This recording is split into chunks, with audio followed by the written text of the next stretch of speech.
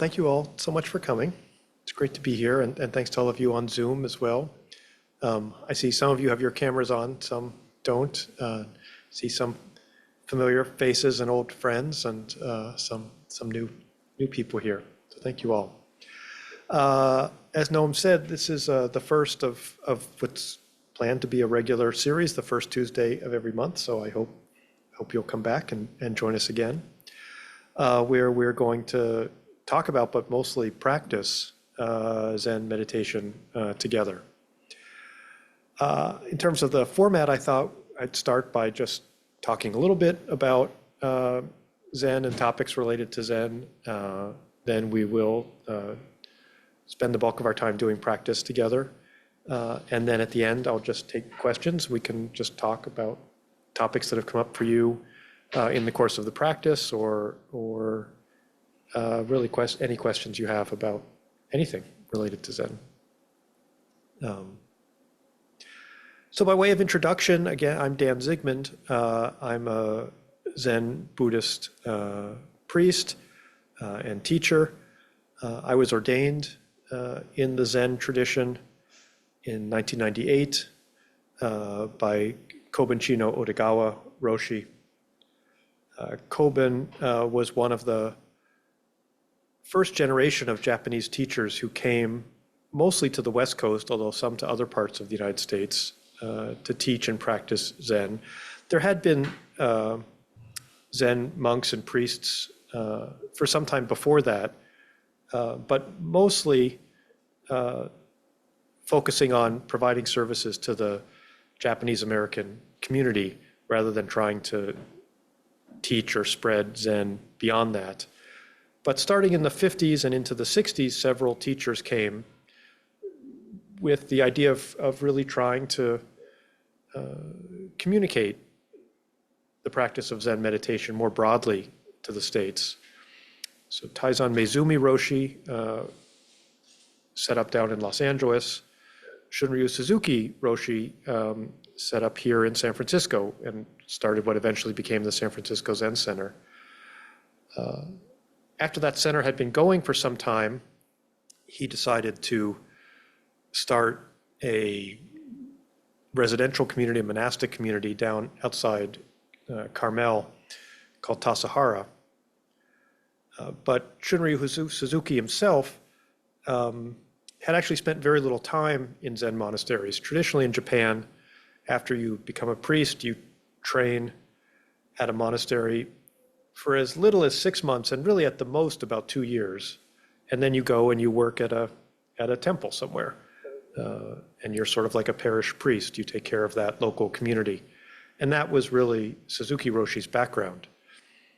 And so although he had this distant memory of what it was like in the monastery, it's sort of like, I don't know, maybe you're 40 or 50 years old and someone asks you to start a college.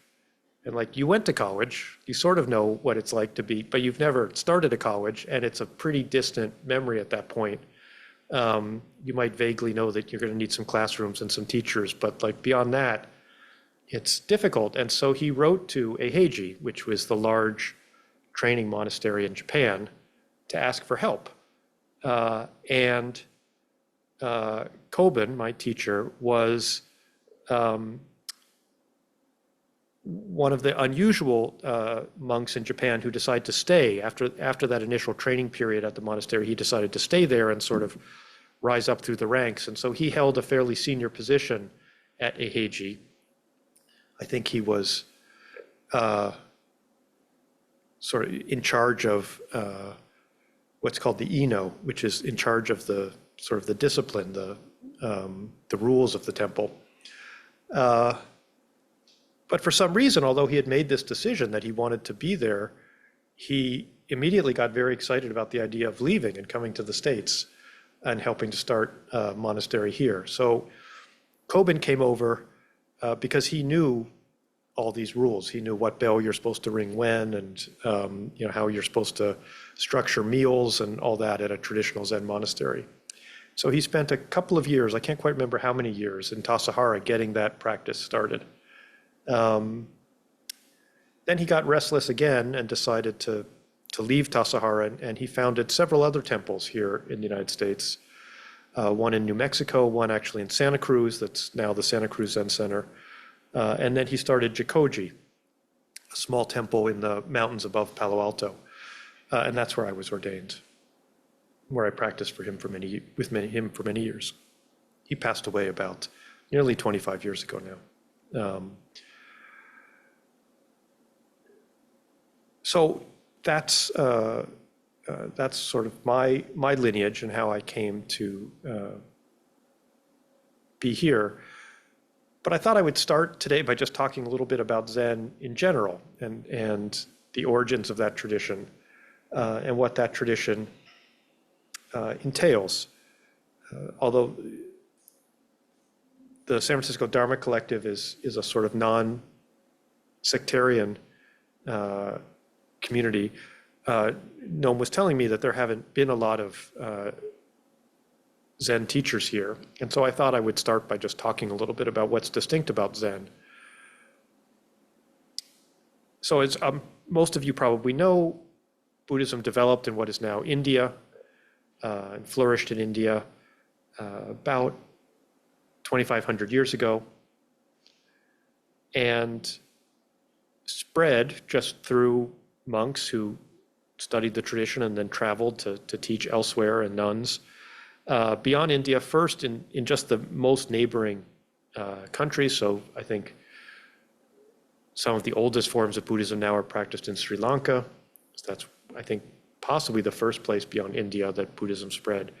But then also to neighboring Burma, from there to Thailand and Cambodia, and you have very old forms of Buddhism practiced there. That's often described as the southern tradition, but Buddhism also spread north from India into China, from China into Tibet, and you have quite old forms of Buddhism practiced in Tibet, but also to East Asia, to Korea, Vietnam, and also Japan. While Buddha was alive, he set out a whole series of rules for his followers, between 200 and 300 rules. And one of those rules was that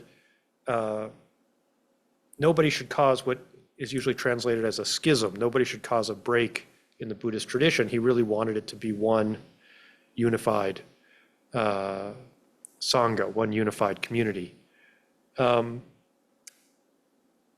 But maybe it's just human nature that that rule didn't really last.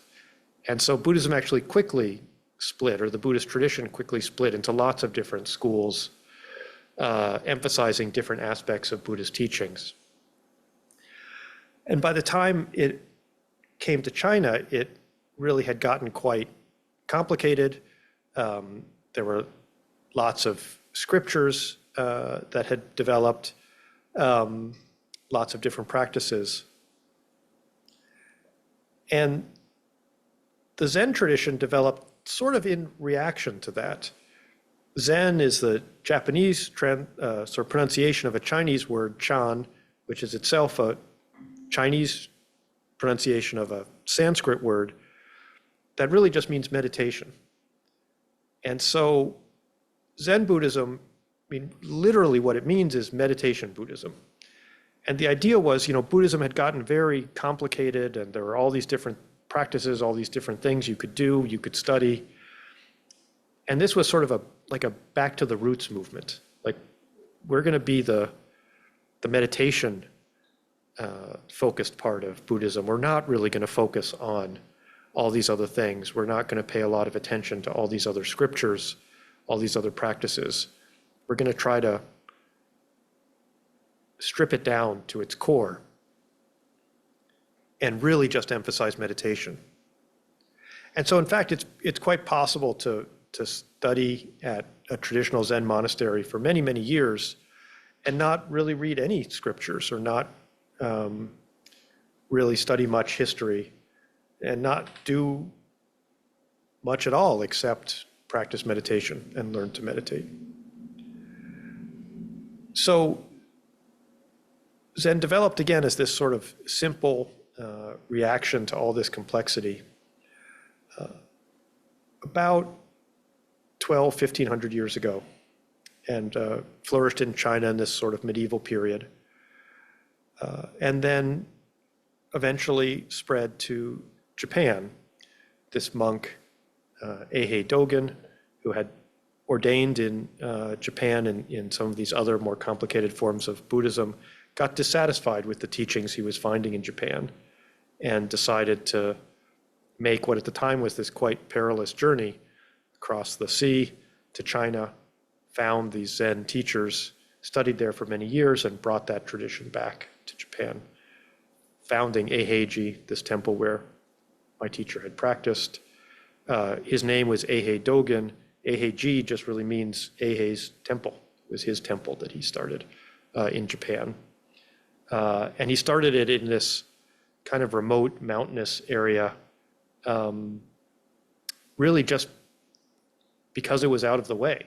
And he didn't want to get into conflict with the other Zen teachers and traditions that were popular in Japan. So he just thought he would stay away from these kind of traditional power centers, far from the places that were then the capital, and started his own temple and his own tradition there.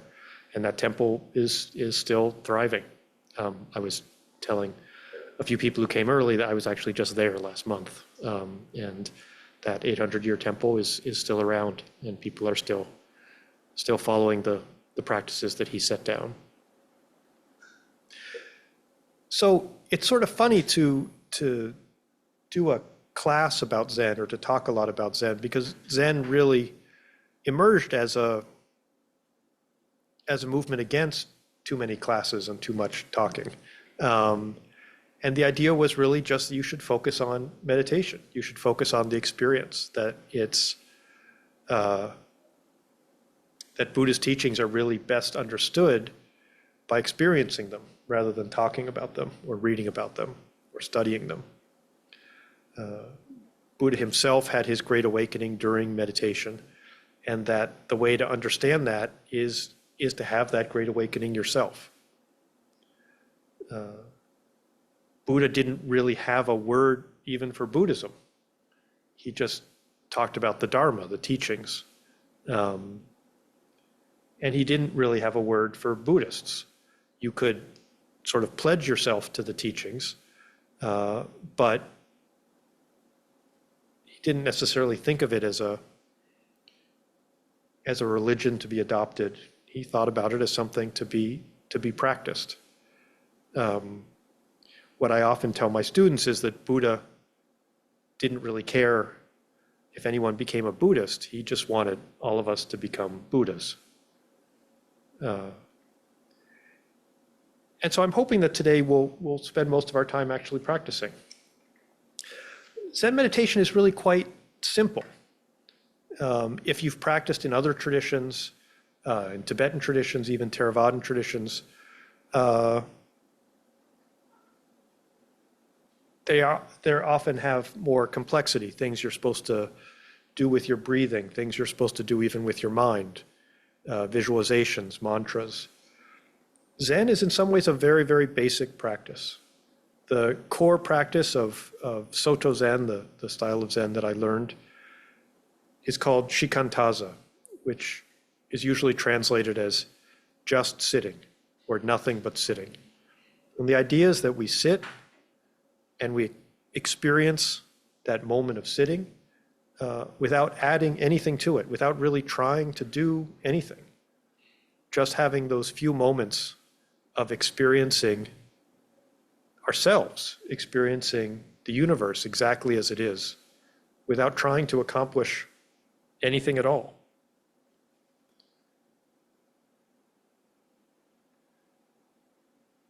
And I find that really quite liberating.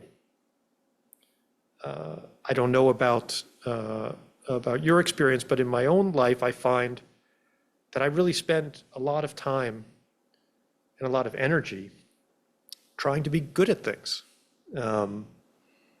So trying to be a good teacher, trying to be a good student, trying to be a good father, trying to be a good partner, trying to be a good employee, trying to be a good boss. And the sort of amazing thing about Zen meditation is it doesn't ask us to be good at anything. It just asks us to take a few minutes and experience whatever arises with no expectation. So sometimes maybe our minds will calm or our bodies will relax and we'll experience that. But sometimes they won't, and we'll experience that. Our only job in Zen meditation is really to experience each moment, and then experience the next moment, and then experience the next moment. In very practical terms, in Zen meditation, we try to sit as upright as we can. So I'll sit on this cushion when we start our meditation. Try to have our bodies fully supported. If you're sitting in a chair, to have your feet flat on the ground. We put our hands in our lap, usually forming our hands into a small circle. I don't know if you can see that on the Zoom, but one palm on the other, and then our thumbs lightly touching. And that circle that has formed has become a sort of symbol of Zen. You sometimes see Zen teachers draw that in calligraphy. We cast our gaze down or close our eyes completely. And then we just sit. Because just sitting is so difficult, we usually start with a slightly easier practice of bringing our attention to our breathing. Our breathing forms this kind of natural metronome that helps us stay grounded in the present. And so we'll notice each in-breath and each out-breath. And then each in-breath. And then each out-breath. And again, there's no real goal beyond that, no real goal, but to have that experience of living entirely in that moment. Whatever thoughts arise, we allow to arise, but then we also allow to drift away.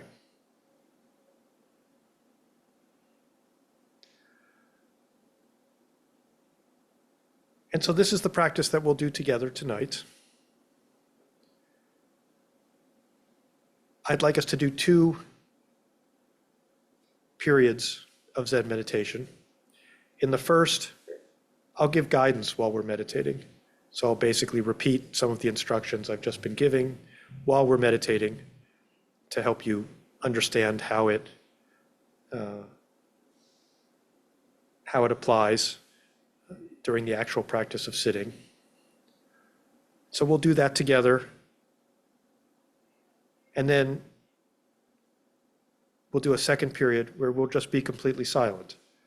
And you'll follow that same instruction, but without me giving it to you as we go. I think we'll sit each of these periods maybe about 15 minutes. So we'll sit half an hour altogether. Again, a very short break in between. And then after that time, as I said, we'll have time for questions and just talk about how that experience of meditation has been and anything that's come up. I really do hope that you'll ask questions because I want to make sure I'm talking about things that are interesting and relevant to you. So although I can come up with things to talk about, I'd rather talk about what's on your mind than what's on my mind. Before we get started with meditation, just are there any quick questions about what we're actually going to do, either here in the room or out there on Zoom? It's wonderful to see so many people joining us online. Yes. I have just a quick question. And this just helps everyone online here, the microphone. I can pass it around. Are there bells? Do you ring bells? Oh, right. in Zen? I didn't talk about this beautiful bell that's here. I love this bell. So I'll ring the bell 3 times for us to start. So you can hear what it sounds like. And also on Zoom, you can tell me if you can hear it. Do you hear that on Zoom? Good. Okay. So I'll ring the bell 3 times for us to start. At the end of that first period of meditation, I'll ring the bell twice. And that's your sign that you can open your eyes and you can shift your posture a little bit, whatever you need to do. And we'll just break for 1 or 2 minutes just so people can get adjusted. And then I'll ring the bell 3 times again for us to start the second period. And I'll ring it just once when we're all done.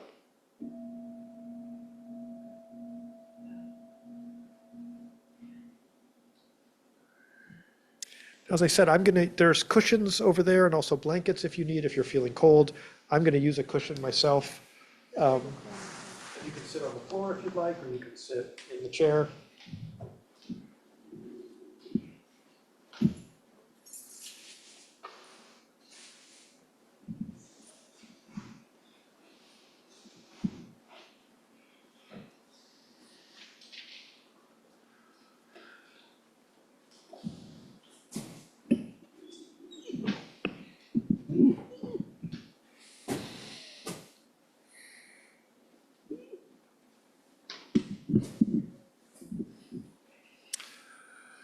Try to find an upright posture, with your back straight and your shoulders back.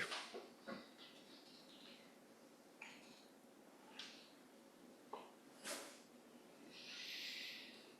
don't know if can we dim the lights a little further, or is this?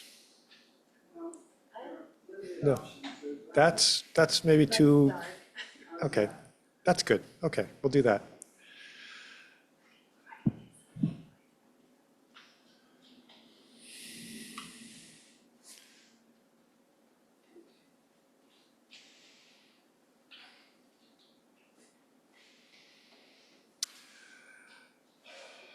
Place your hands in your lap. Cast your gaze down. Or close your eyes entirely. Again, in this first period, I'll give some guidance while we're meditating. The second will be silent. I'll ring the bell 3 times for us to start. When you hear the bell, just listen to the sound of the bell. Listen to it until you can't hear it any longer. And then bring your attention to your breathing. And I'll pick things up from there. Let's begin.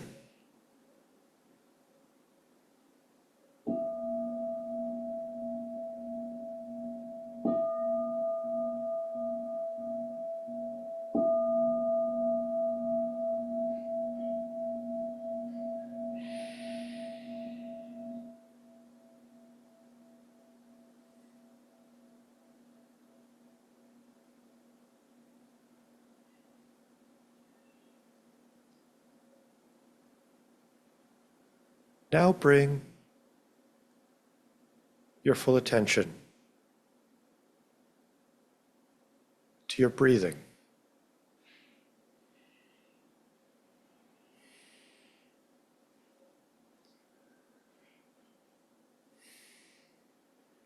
You don't need to control your breathing in any way. You don't need to match your breath to mine or to anyone else's, or to any fixed idea of how your breathing should be.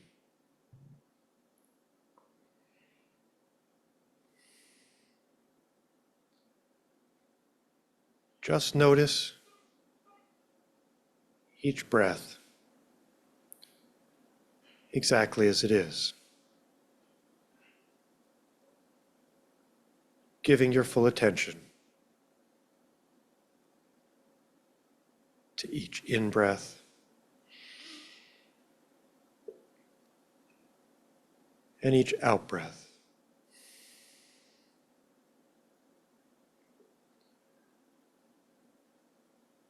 In-breath.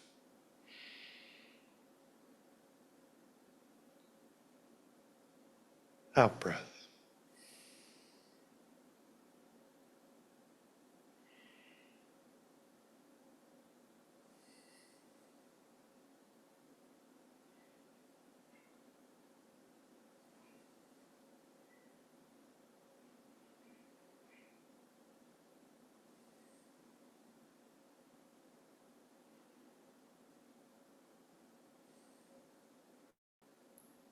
If thoughts arise,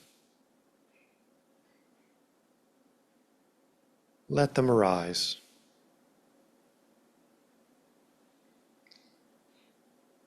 And let them go.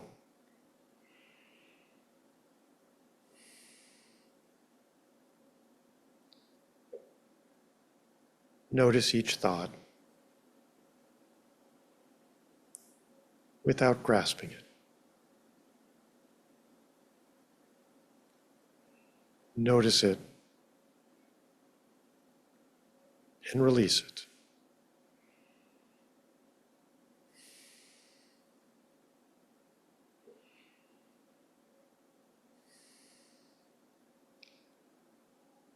Don't beat yourself up for getting distracted.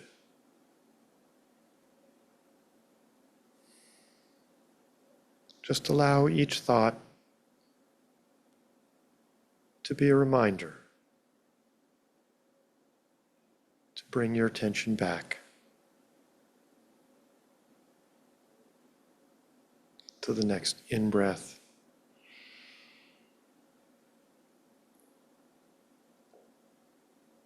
and the next out-breath.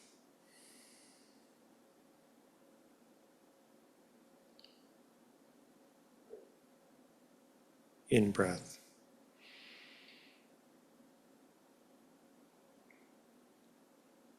Out-breath.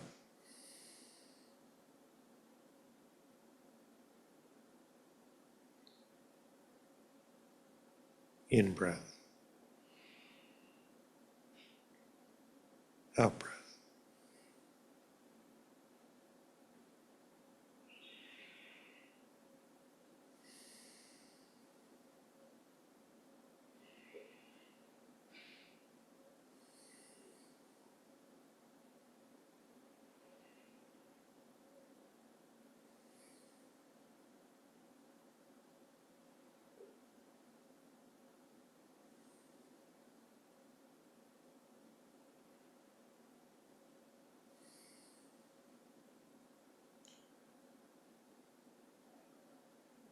Try to notice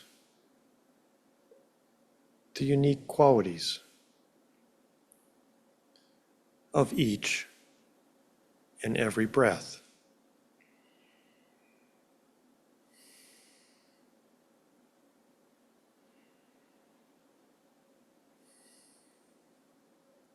Notice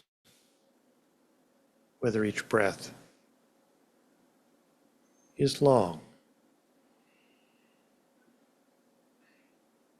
or short.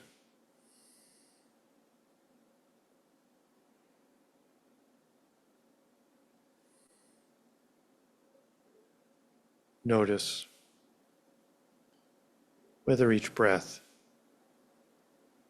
is fast or slow.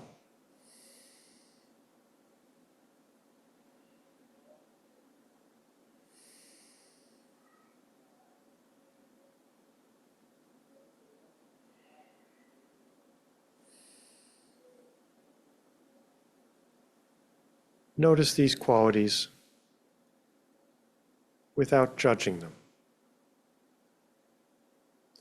without judging yourself.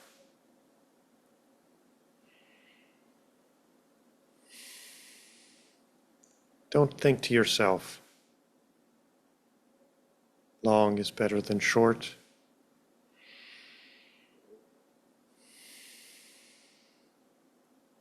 Don't think to yourself, fast is worse than slow.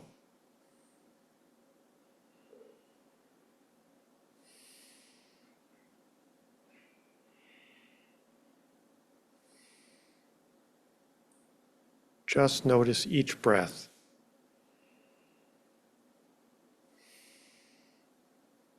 exactly as it is.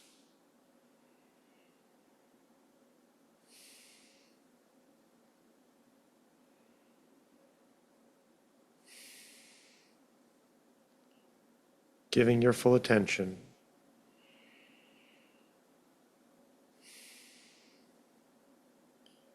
to each in-breath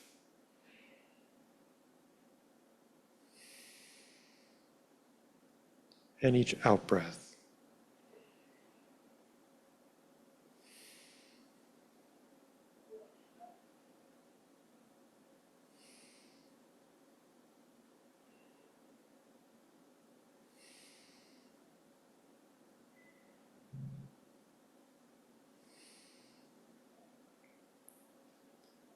In-breath,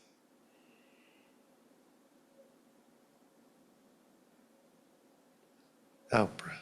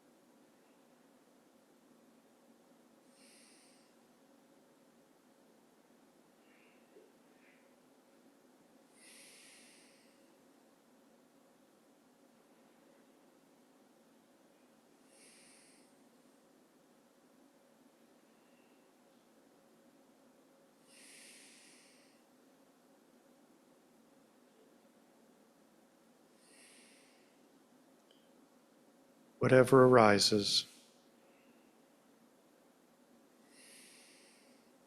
thoughts, feelings, memories, emotions. Let them arise and let them go.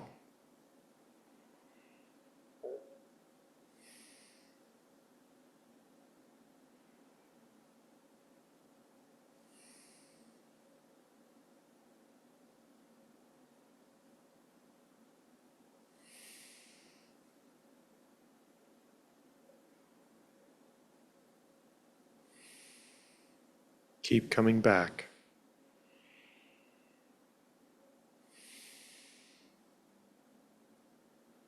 To the next in-breath.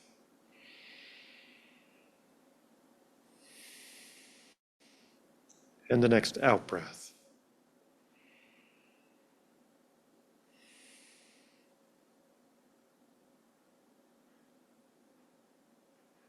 The next in-breath.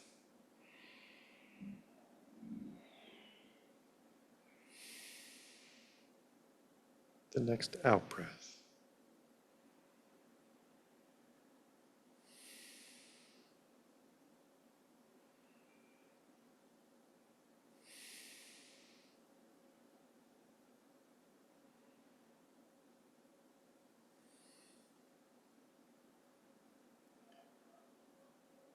It often helps us stay focused if we narrate each breath.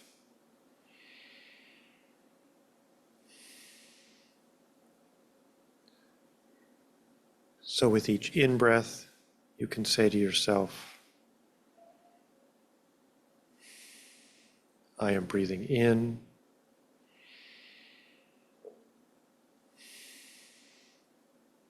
And with each out-breath, say to yourself, I am breathing out.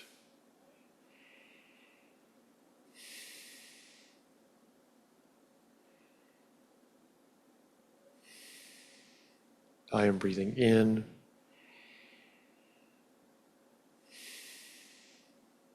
I am breathing out.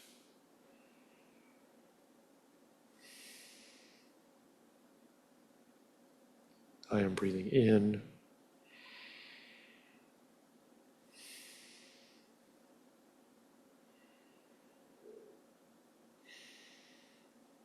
I am breathing out.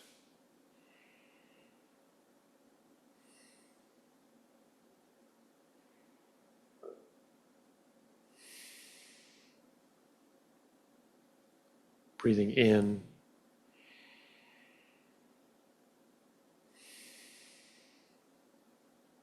Breathing out.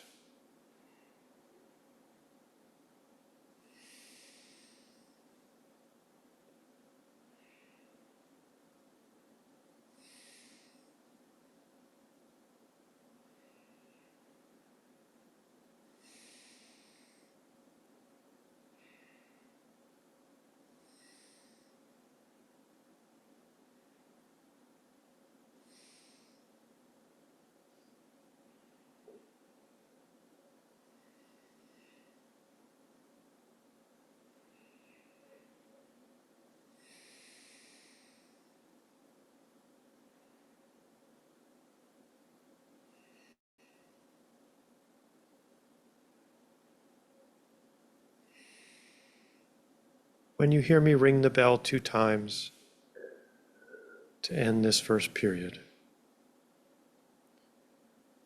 again, listen to the bell. Listen to it until you can't hear it any longer. Then take one more in-breath, one more out-breath, and open your eyes.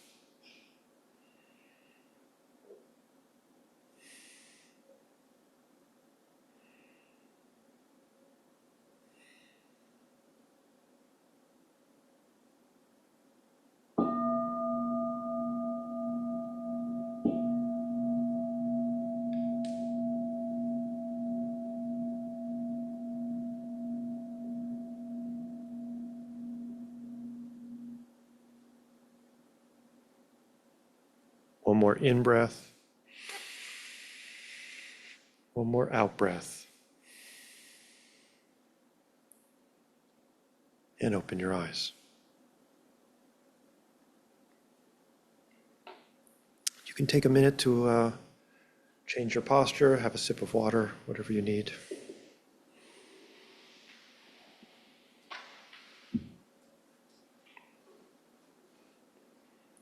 As I mentioned, this next period will be mostly silent. We'll get started in just about a minute.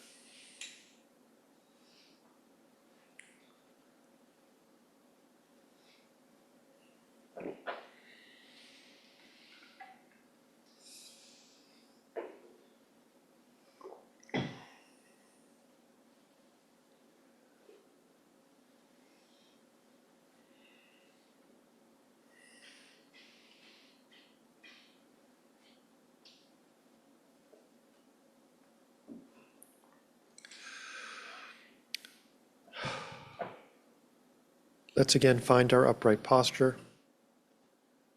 Back straight, shoulders back. Our hands in our lap, our chins tucked in, our gaze cast down, or our eyes completely closed. Once again, I'll ring the bell 3 times for us to start. And when you hear the bell, just listen to the sound of the bell. Listen to it until you can't hear it any longer. And then bring your attention to your breathing and follow the same instructions I gave before. Let's begin.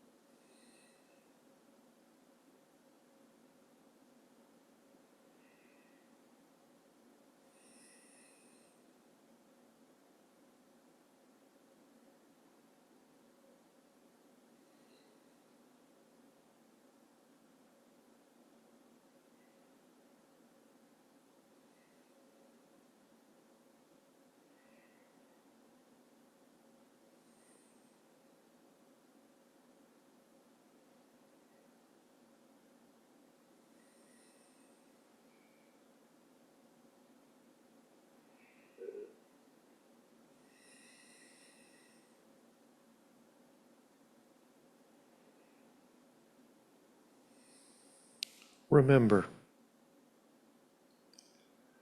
whatever brought you here today, whatever else you have going on this week, this month, or this year, nothing is more important right now, in this moment,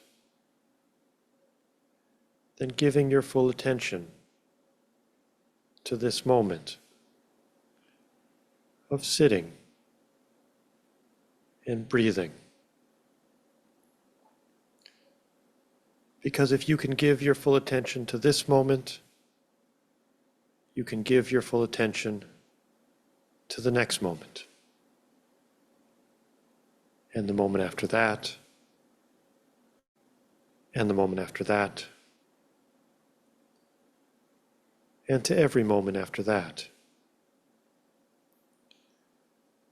And giving your full attention to every moment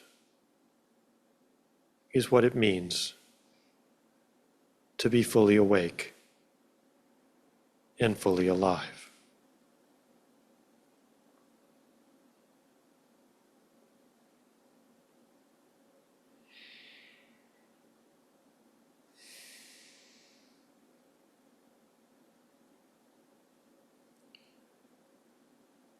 When you hear me ring the bell once to end our meditation for tonight, once again listen to the bell. Listen to it until you can't hear it any longer. Then take one more in-breath, one more out-breath, and open your eyes.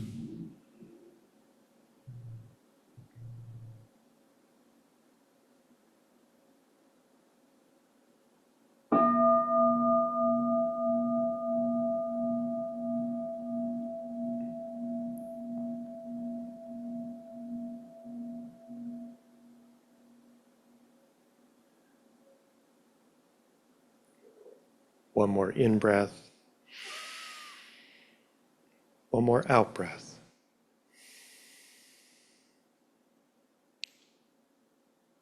And open your eyes.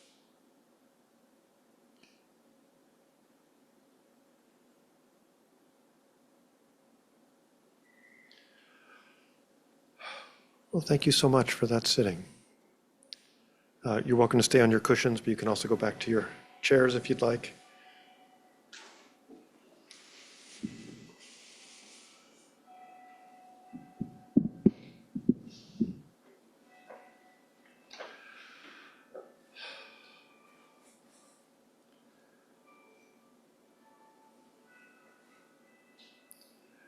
I assume you don't hear it on Zoom, but here in the room we hear like the church bells going at the hour. It's really kind of nice.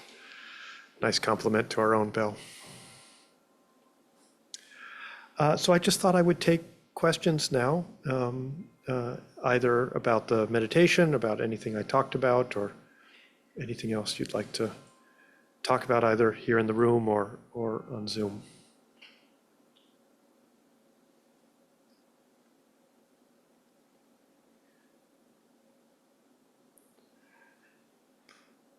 Noam, I see someone putting something in the chat, but I can't read it from here. That was me. Oh. Yeah.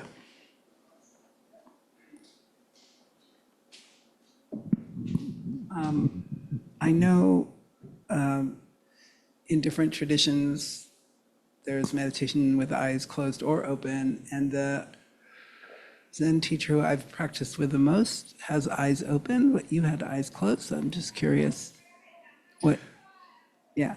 Yeah, in traditional Soto Zen meditation, we do meditate with our eyes, actually neither open nor closed, half open and half closed. So we cast our gaze down, maybe just a few feet in front of our seat, and that naturally causes our lids to be about half open and half closed. But we do that generally facing a wall, so there's very little visual distraction, and also in a room that's a little dimmer than this room. So I'm personally a very easily visually distracted person. And so in a room this bright and busy with lots of people and colors and things, I just find it easier to meditate with the eyes closed. The main disadvantage of meditating with your eyes closed is it is much easier to either fall asleep or just daydream. I think there's something about just that little bit of visual stimulation that you get from looking at a white wall that helps keep us awake, that helps keep us from drifting.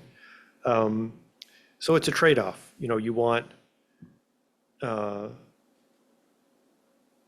little bit of stimulation so that you're not falling asleep, but not too much so that you're just getting easily distracted by sights and sounds. But in a traditional temple, yes, we would all be around the sides of the room, facing the wall, our eyes half open, half closed. And that seems to be a nice balance. Of course.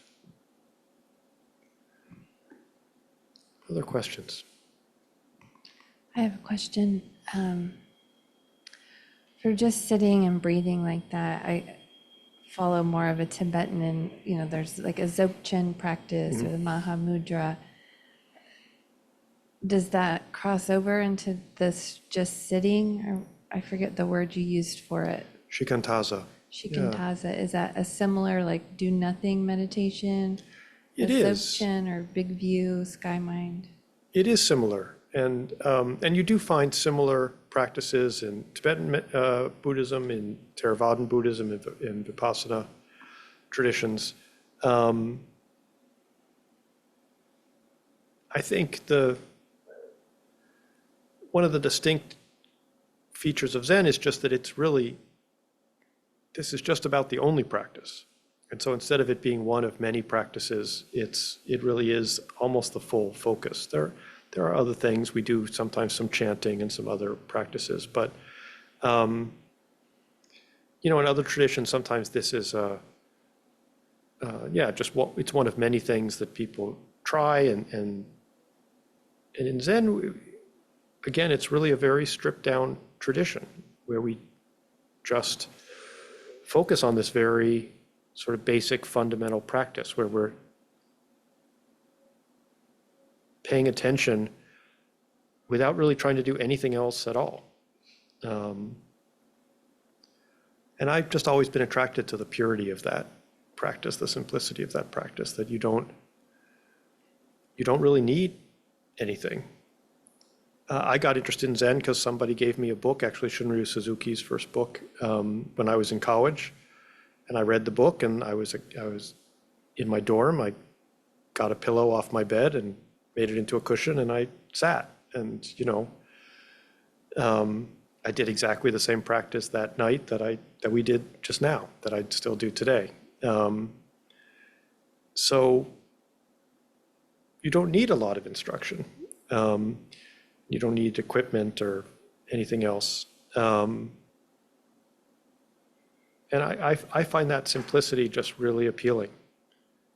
I remember I have this friend who has practiced a long, long time in the Tibetan tradition, and he lived in India with the Tibetans for a long time, and he speaks, reads and writes Tibetan quite well. And so he had translated this Tibetan text. That was one of his big accomplishments. And I thought that was really interesting. And so I asked him, so I'd love to read it. And he said, well, it's a little awkward. Actually, you can't read it. You're only allowed to read it when you've done these other practices, because this is an advanced practice. So I can't just give you a copy. And, I think there's nothing wrong with that. And I have lots of friends who practice in the Tibetan tradition.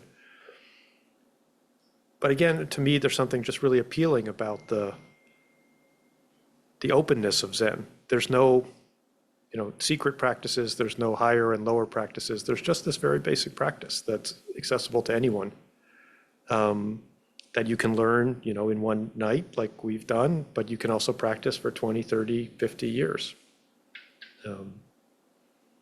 Yeah.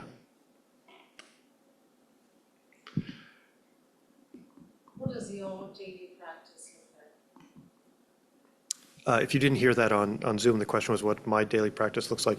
Very much like what we just did. I like to sit first thing in the morning. I think it's important, or at least helpful, to have a consistent time that you practice. The two most common times are first thing in the morning or last thing at night. In a Zen temple, you would do both of those. But I tend to practice when I'm at home first thing in the morning. I have a cushion much like these, and I have a corner of my apartment that faces a wall, and I just sit. My standard practice when I'm just sitting alone is 20 minutes of just silent meditation. And I don't have a bell quite this big. I have a smaller bell, but I do the same practice. I ring the bell 3 times. I sit for 20 minutes, and then I ring it once at the end. When I'm at a temple, I sit longer. At a Zen temple, we typically do 40-minute periods, sometimes 30, sometimes 40 at a time. But sitting by myself, I find 20 minutes to be good. When people are just starting out in Zen practice, I usually recommend they start with trying to do 10 minutes a day. I find most of us can find 10 minutes in the day without it getting too difficult. When it's much longer than 10 minutes, people start feeling like they have to put it in their calendar and schedule it. But I find most of us can find 10 minutes or wake up 10 minutes earlier or go to bed 10 minutes later without it being too complicated.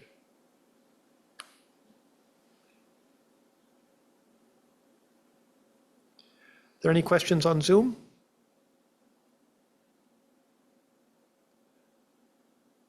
Martin, I feel like you have questions.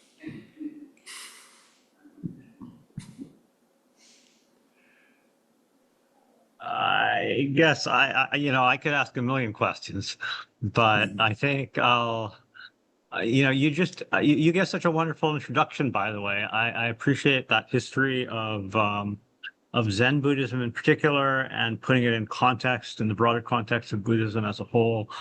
And I think I'll save my questions for next time. I'll hit you with one question a month. How about that? Okay, thank you. That's a deal. Thank you.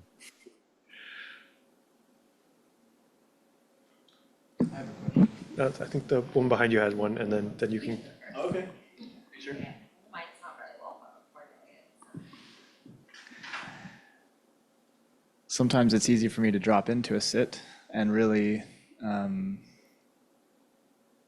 clear my mind, if you will, and really focus on my breathing. But then, like tonight, maybe the longer, after the second sit, after 20 minutes, 25 minutes, my mind, I don't even catch myself.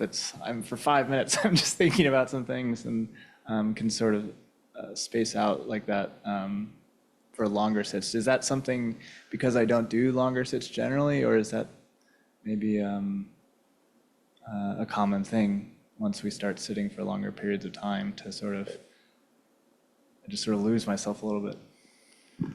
Well, I guess I'd say a couple things. First, in terms of the practice, it doesn't really matter if it's easy or hard. There isn't a goal to the practice of trying to get to that state of a clear mind, and it might even be, it's just as valuable to practice when it's difficult as when it's easy. Maybe it's more valuable. I don't know. We try not to think in terms of more and less valuable, but it's not, there's nothing wrong with finding it difficult. It's not that it's supposed to be easy. And I got the question just a moment ago about my own daily practice. There are days when the practice is easy and there's days when the practice was hard. Honestly, the meditation was not easy for me. It's been a long day. I actually got up very early this morning without quite planning it. I planned like an early morning commitment and then this evening commitment on the same day. And I didn't really intend to do that. So I've had a long day, longer than I'm used to. And yeah, so it was not easy. It felt, maybe longer than it would feel on another day when I had slept in a little more or something. But that doesn't make it worse. Our practice isn't to experience something in particular. It's just to experience, just to pay attention to whatever arises. So yes, the first thing I would say is, it's okay if it's hard. There's nothing wrong with that. It doesn't mean you did something wrong or that this is a bad day. That's just what your practice was today. But the second thing I will say is that almost everything, and perhaps everything, does get easier just with practice, with repetition. And so, I mean, I do remember when I first did formal practice at a Zen center. The first Zen center I visited was the Los Angeles Zen Center that was started by Meizumi Roshi. And 40 minutes just seemed impossibly long. I had never sat 40 minutes, in my dorm. I was still in college when I did this. But eventually, like, I can't exactly explain it, but 40 minutes just becomes like one sit. And so you just start thinking about like, how many 40 minutes am I doing today? And each one is just a sit. And so it does get easier. But at least for me, I would say it never gets easy. I'll actually never forget, it's that I did a sesshin, a retreat at the Los Angeles Zen Center. This was during Christmas break in college one year. And so the sesshin actually went from Christmas to New Year's. So I was there from Christmas to New Year's. And so on New Year's, we sat until midnight. And then like the Zen Center down there is in Koreatown and people set off fireworks and things. And so we'd heard all these fireworks at midnight and then we ended it. And after the retreat was over, maybe this was the next morning, we all sat in a circle and just kind of talked about how the retreat had been for us, how the sesshin had been for us. And I remember this one guy saying that his experience of meditation was that, they had a big bell like this. He would hear the 3 bells to start the meditation. So,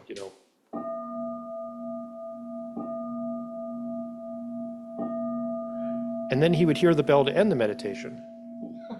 And it was as if it was just 4 bells, like no time had passed between the 3rd bell and the 4th bell.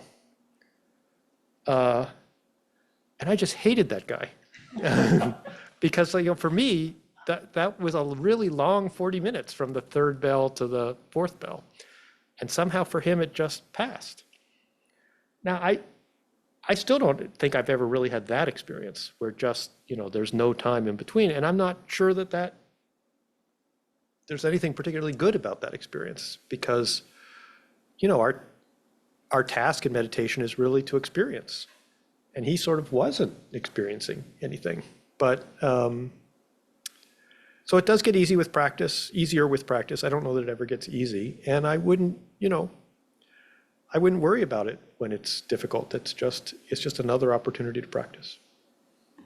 Thank you. Thanks. Pastor. So my question might not be very coherent, but I'll give it a try. Please.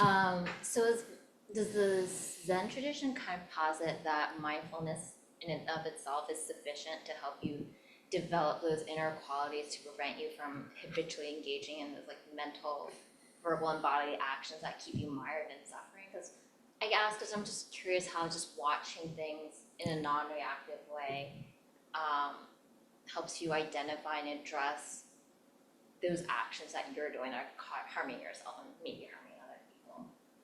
If that makes sense. Yeah, no, I think it's a very well formulated question. That doesn't make it easy to answer.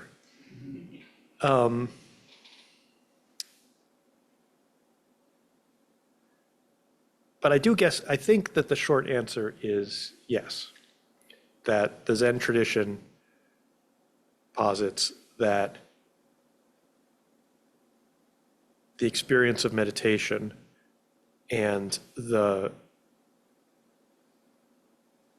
practice of mindfulness and learning to pay attention is enough.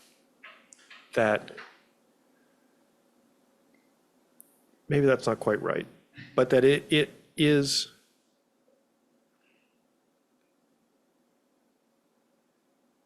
that it gives you the tools you need to understand the world as it is, and to see the world as it is, and that by seeing the world as it is, we can understand the causes and effects that are causing us to suffer. But maybe it's more clear to sort of say it in reverse of what your question was, which is that without that ability, without the ability to see the world as it is,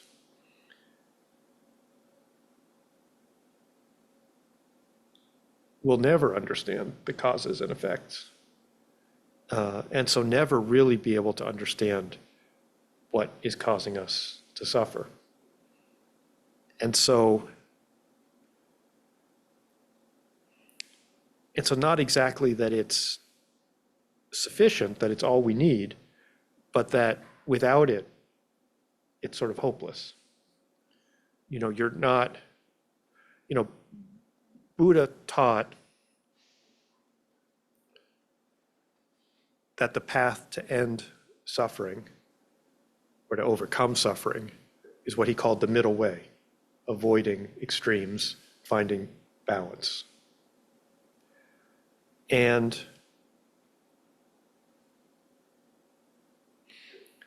for reasons that aren't clear, that middle way, that path is elusive.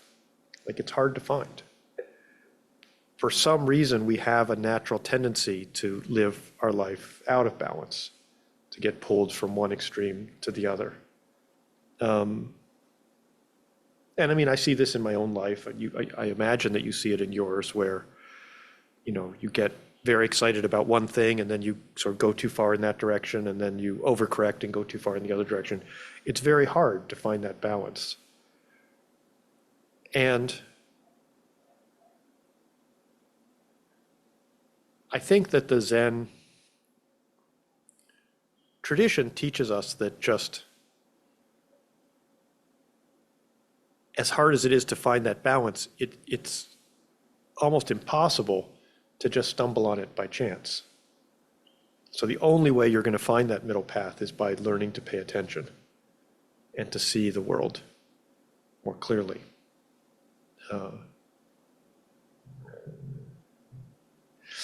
I sometimes tell my students that it's a little bit like putting on my glasses in the morning or cleaning my glasses before I put them on. It's not like putting on those glasses is enough to like find my way through the world. But like without doing that, I definitely won't find my way. Like I would just be random chance. But with them on, I have a shot, because then I can see. I hope that's helpful.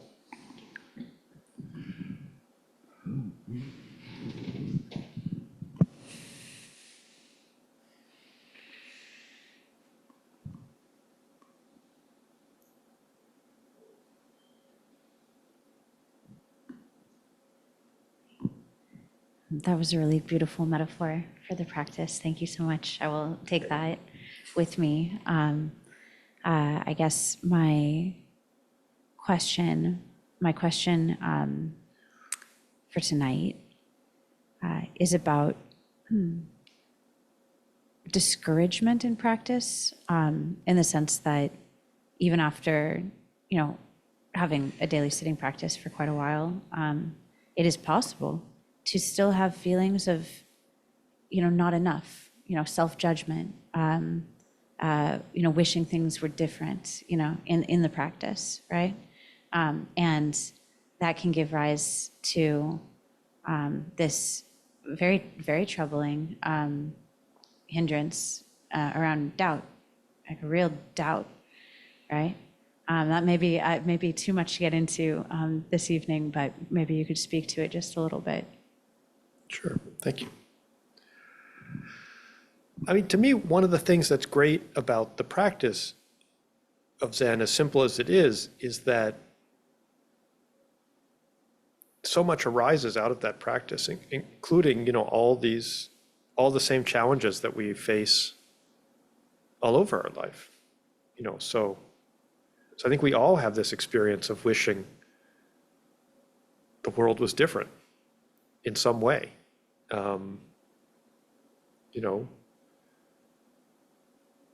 Wishing our life was different in some way. And,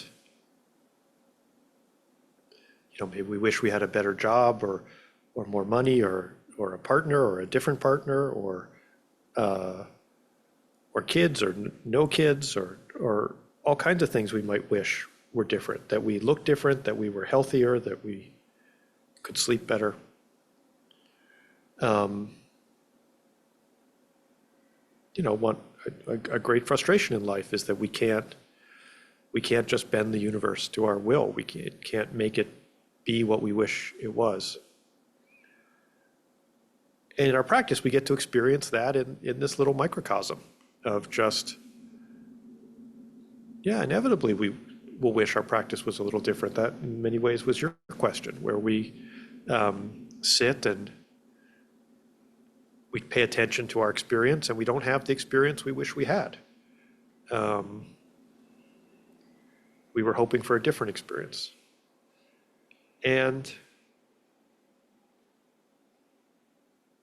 so our practice is just to then notice that, then that disappointment or that frustration, that doubt, that's what we're experiencing. And so we notice that. And we notice it without hanging on to it, but also, without dismissing it, but without also giving it any particular importance. That doubt is just a feeling that has arisen. And it's no better or worse than maybe a feeling of bliss that emerges or arises sometimes. And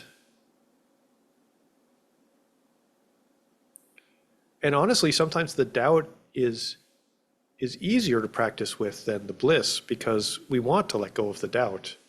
We don't want to let go of the bliss. But our practice is to treat them both as exactly the same, to not be any more attached to the good feelings than the bad feelings, or the pleasant feelings from the unpleasant feelings. To bring the same attention, the same curiosity to our meditation when it's difficult and when it's easy. So I have doubt all the time.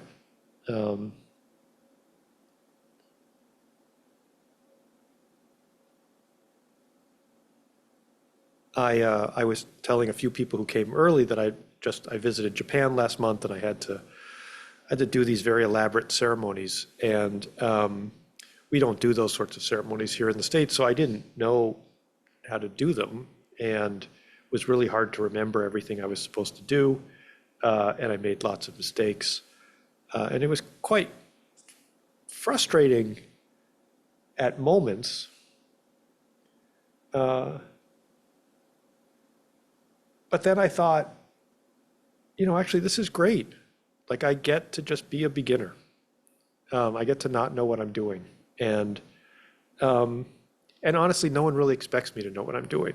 And so it's just kind of nice. I can just make mistakes. And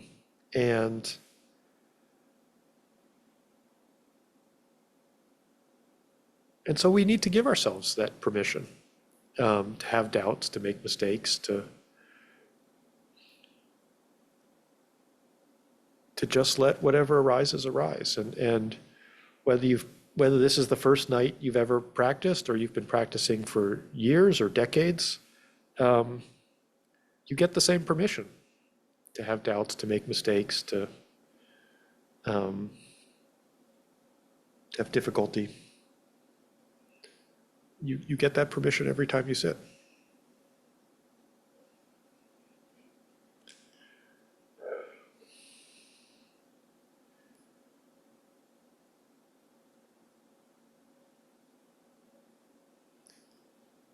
All right, well, I think we're more or less at the end of our time. I really appreciate all of you who came out tonight and those of you who connected from wherever you are, far and near, the old friends and the new faces. I'll be back here the first Tuesday of next month and presumably the first Tuesday of the month after that.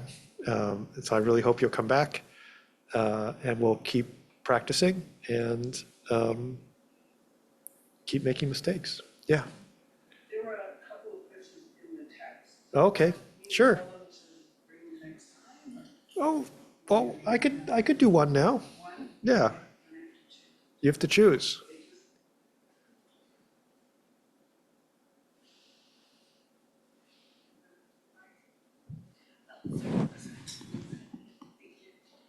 So apparently there's some questions in the chat, so we're going to do one more question. So forget everything I just said.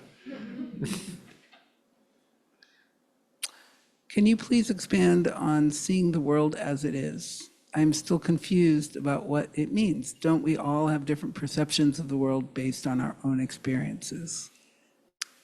So what does it mean to see the world as it is, and don't we all have different perceptions?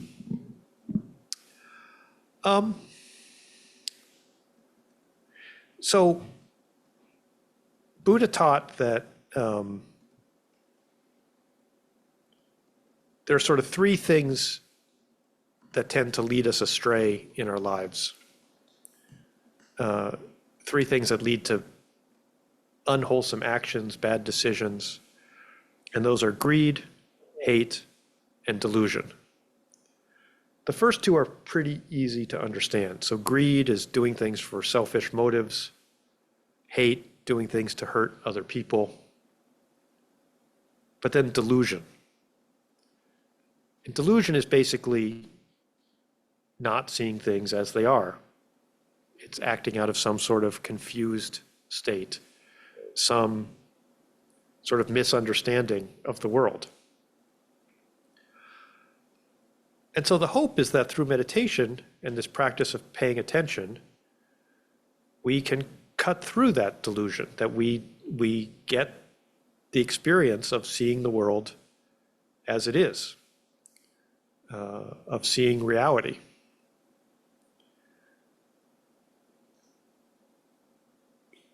Now the question sort of asks, is reality the same for everyone? I guess I don't know.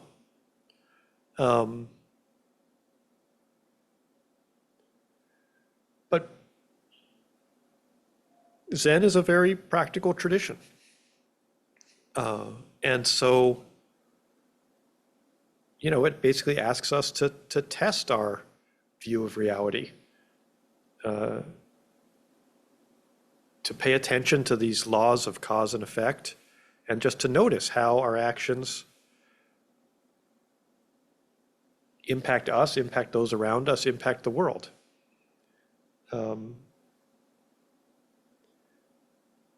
So it asks us not to